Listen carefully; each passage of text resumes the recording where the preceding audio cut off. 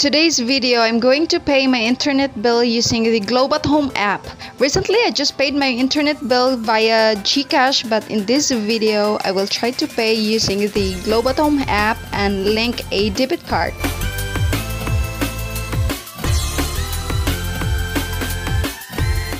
First, I went to my dashboard and click on Pay Now.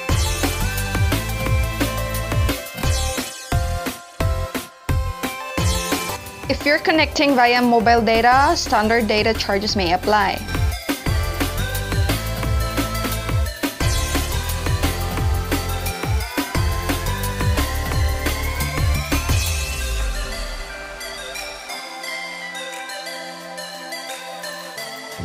As you can see, there are two options, but this time we are going to choose debit card.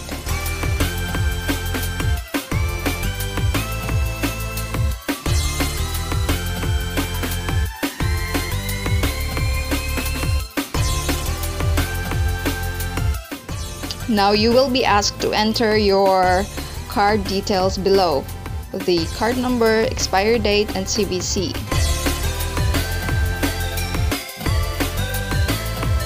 Once done, click on Next.